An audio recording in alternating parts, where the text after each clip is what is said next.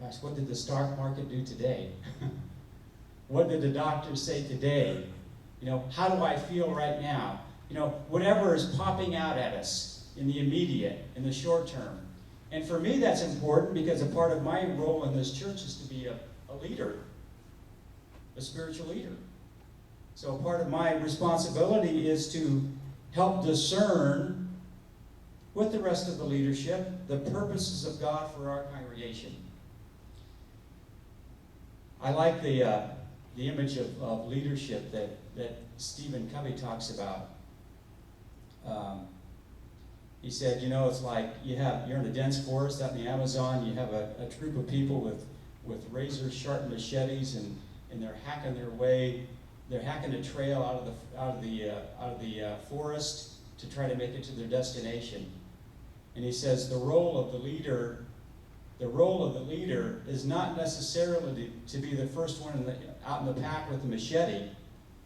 The role of the leader is to be up on the watchtower,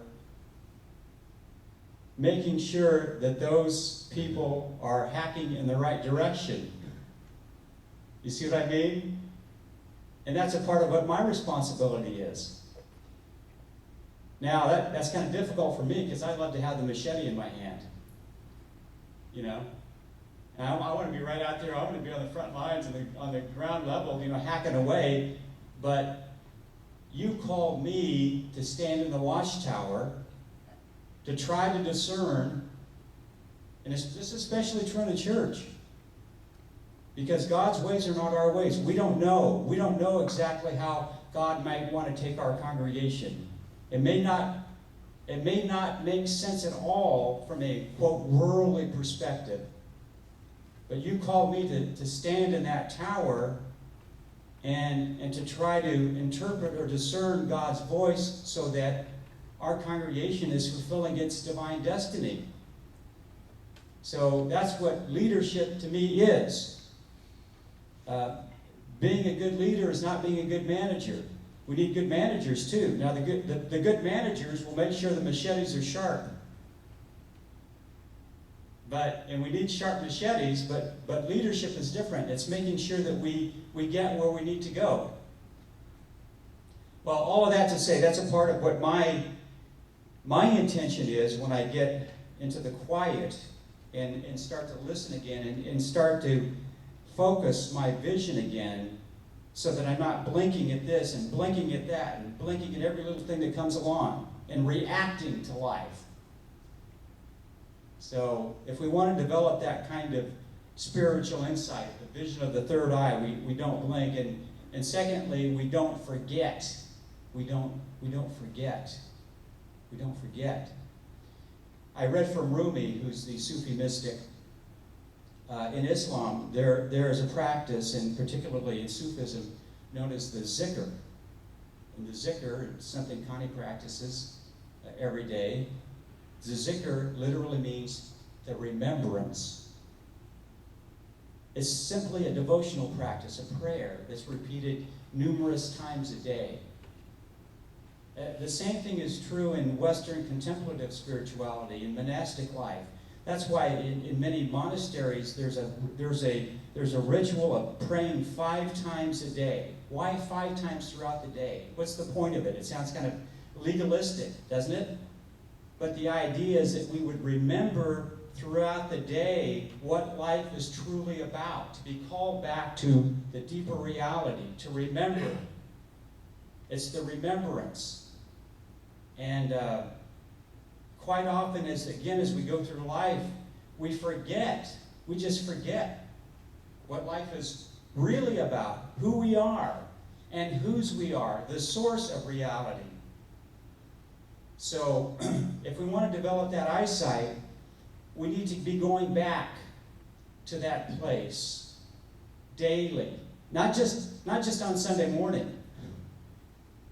It's like I think some people have had this, especially Christians, this idea that you fill your tank up on Sunday morning and then you run it till it's almost empty, and then you cruise your car into church and it's almost on it. You're running on fumes by Sunday morning. You're running on spiritual fumes. You barely drag in there, And then the minister gives you a big inspirational talk and you go out and you're good for another week. That's not how it's supposed to be. Maybe Sunday morning should be more like a top off of your spiritual gas tank. But really, the remembrance is a daily thing. You know, and however you do it. It doesn't matter if you want to go walk on the beach. Maybe you want to walk on the beach on Sunday morning at 10 o'clock. Sometimes you need to do that. That's fine. Don't worry, I'm not going to bust you if I see you walking on the beach when you're supposed to be in church once in a while. Do it the way that's meaningful for you. Whatever devotional practice you happen to create in your own life. The time, the place, etc. And the more you do it, this is the thing about remembering. The more you do it, the more you go to that place, the more quickly you can get there. It's like when you practice meditation. At first, it's torturous. You'll sit there and sit there and sit there, nothing happens, there's no release, there's no relaxation, there's no response, there's nothing. But the next time, it might take a little less time. The next time, a little less, and so forth and so on, to the point where you can get to that place of deep peace and bliss very quickly. It's like this picture. You know, some of you are going to look at this when we bring it to the back, and you're not going to get it. You may stand there for 20 minutes, you'll never get it. And some of you who have done it before, like Phoebe, might take a short time, but you'll get it. But once you get it, I'm telling you, once you start getting these, the next time it's easier and easier and easier. So don't blink and don't forget. And thirdly, don't fear. Don't fear. Because what Paul said is, you know, we go through life, we have these, what he calls short and momentary afflictions, but don't lose heart because we walk by faith and not by sight. What we're talking about is the life of faith, walking through this life by faith. And I know when the bad news comes, when we're struggling with something we have no control over, quite often the first reaction is fear and panic because it's out of our control. And the more we learn to walk by faith, the more we learn to trust that this is not a naive optimism, this is a deep trust. The more we learn to let go and to relinquish our situations into God's hands and just take those steps through life day by day, the more peace we'll find, the more happiness and joy we'll find. And quite often that's what walking by faith is. It's day by day by day. Not knowing what's going to be 3 or 4 yards down the road or 3 or 4 steps down the road, but just simply the next step. The next step. And a part of that, taking that next step and knowing where to place your foot, is cultivating this third eye, this deep inner knowing, this intuition. I happen to know a man who's an intuitive. In fact, he's one of Connie's teachers. And he used to be a sailor. Did a lot of sailing in the Caribbean. And he was telling me the story about, he had a 35, 40-foot sailboat, and he was in the Caribbean somewhere and needed to take the boat into port, and the story went something like all the electronics went out in the boat. There was no GPS, there was no depth finder, there was nothing.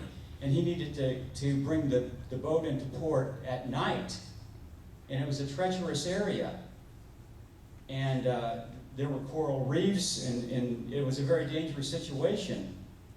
And the only thing he had to rely on was his own intuition. Knowing exactly where to turn the boat at any given time.